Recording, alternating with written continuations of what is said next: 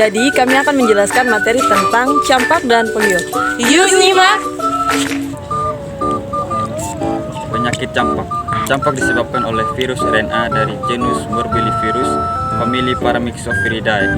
Masa inkubasi campak terjadi selama 7-21 hari dengan rata-rata 10-12 hari.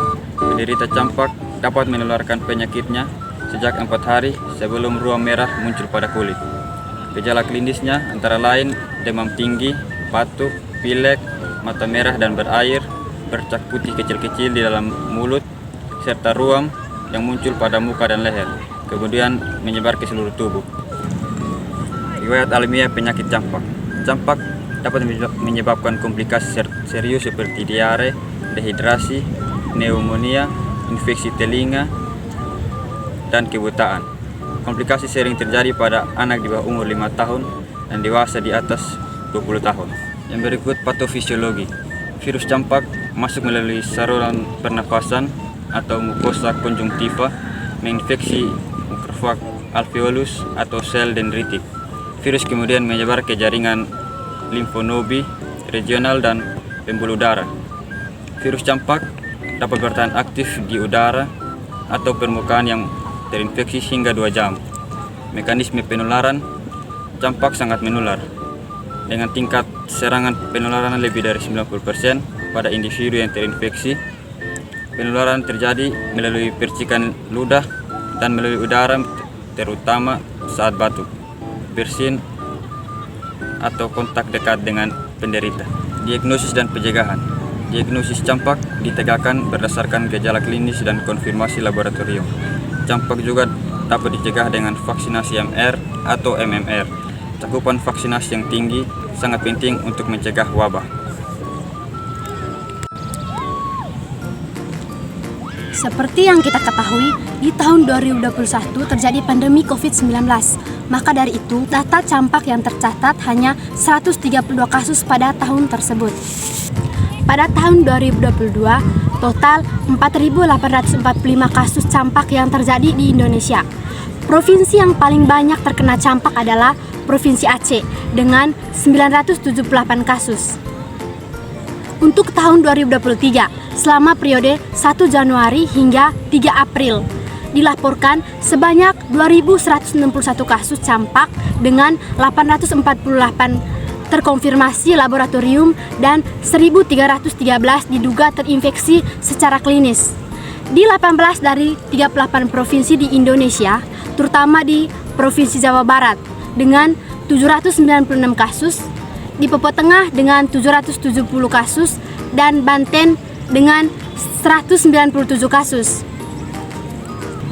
Untuk campak di NTT. Campak di NTT pada tahun 2021 tidak ditemukan. Pada tahun 2022, wilayah yang terkena campak meliputi wilayah Sumba Timur dengan jumlah 2 kasus, wilayah Kupang dengan jumlah 1 kasus, wilayah Malaka dengan 3 kasus, dan Kota Kupang dengan 1 kasus. Jadi, total kasus campak di NTT tahun 2022 adalah 7 kasus. Campak di NTT pada tahun 2023. Total kasus campak tahun 2023 adalah 16 kasus. Dan wilayah yang terkena campak yaitu wilayah Timur Tengah dengan 3 kasus, wilayah Belu dengan 2 kasus, wilayah Sika 1 kasus, dan wilayah Kota Kupang dengan 10 kasus.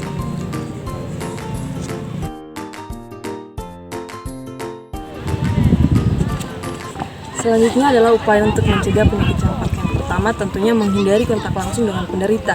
Yang kedua, penderita wajib diisolasi. Yang ketiga, penderita wajib menggunakan masker. Yang keempat, menjaga pola hidup sehat.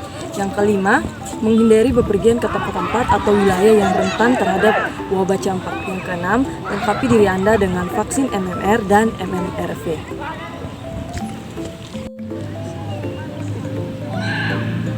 Selanjutnya adalah faktor resiko. Dari analisis pada 8 artikel yang telah ditelaah menurut Riantina et al. 2024, faktor-faktor yang mempengaruhi kejadian campak di Indonesia adalah status vaksinasi pada anak balita dan anak sekolah berpengaruh secara signifikan di beberapa wilayah di Indonesia.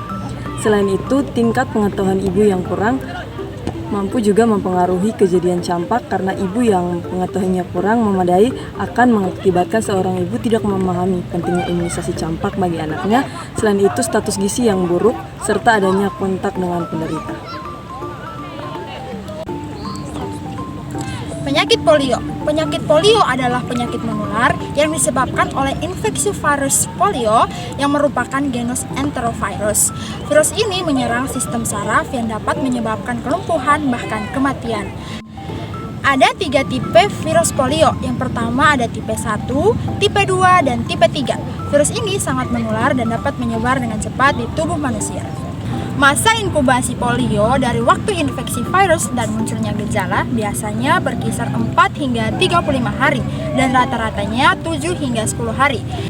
Gejala klinis. Sebagian besar orang yang terinfeksi virus polio mengalami gejala seperti demam, sakit tenggorokan, kelelahan, sakit kepala, muntah, kaku pada leher, dan nyeri pada tungkai.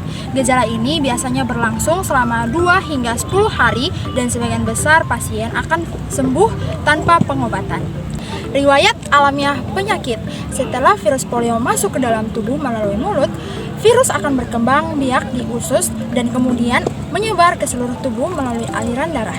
Jika virus mencapai sumsum tulang belakang, maka dapat terjadi kerusakan pada sel saraf motorik yang menyebabkan kelumpuhan. Mekanisme penularan. Virus polio sangat mudah menular dan dapat menyebar melalui kontak langsung dengan tinja atau cairan tenggorokan atau droplet yang terinfeksi.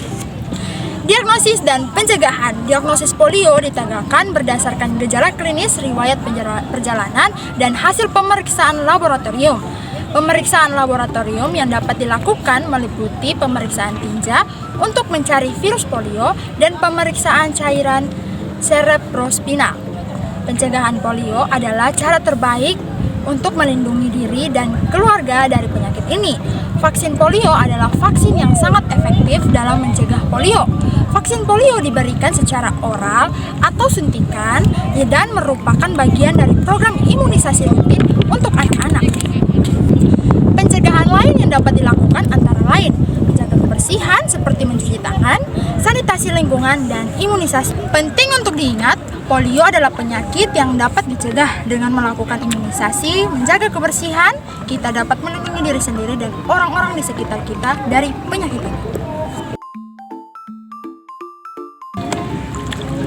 Penyebaran penyakit polio di Indonesia dan di NTT 3 tahun terakhir. Pada 27 Maret 2014, Indonesia telah menerima sertifikat dari WHO tentang bebas polio. Namun pada November 2018 telah ditemukan 1 kasus di Papua. Oktober 2022 ditemukan 3 kasus di Aceh. Dan pada Februari 2023 ditemukan 1 kasus di Jawa Barat, dan yang terbaru Desember 2023 sampai Januari 2024 ditemukan 2 kasus di Jawa Timur dan 1 di Jawa Tengah. Untuk di NTT belum ada update terbaru tentang kasus polio. Untuk cara pencegahan, imunisasi merupakan tindakan paling efektif untuk mencegah penyakit polio. Ada 4 jenis imunisasi. Yang pertama itu ada OPV, kedua ada BOPV, ketiga ada MOPV 1 dan MOPV 3, dan yang keempat adalah IPV. Kemudian pencegahan yang berikut adalah dengan meningkatkan kesadaran masyarakat tentang pentingnya pemberian imunisasi polio pada anak-anak. Pencegahan lainnya yaitu mencegah penularan kepada orang lain dengan cara menggunakan masker bagi yang sakit maupun yang sehat. Selain itu, mencegah pencemaran lingkungan dan pengendalian infeksi dengan menerapkan buang air besar pada jamban dan mengalirkannya ke septic tank. Cakupan imunisasi yang rendah secara konsisten di Kabupaten Aceh dan kondisi lingkungan yang tidak sehat merupakan faktor risiko penularan virus polio menurut SARI 2024. Faktor lain yang berkontribusi terhadap penyebaran polio adalah buang air besar sembarangan, seperti di saluran air atau sungai. Selain itu, masyarakat juga masih memanfaatkan air sungai untuk berbagai kegiatan, salah satunya untuk bermain anak-anak. Imunisasi rutin pada masa anak-anak benar-benar efektif untuk menghentikan penyebaran penyakit, menurut Anissa et al. 2023.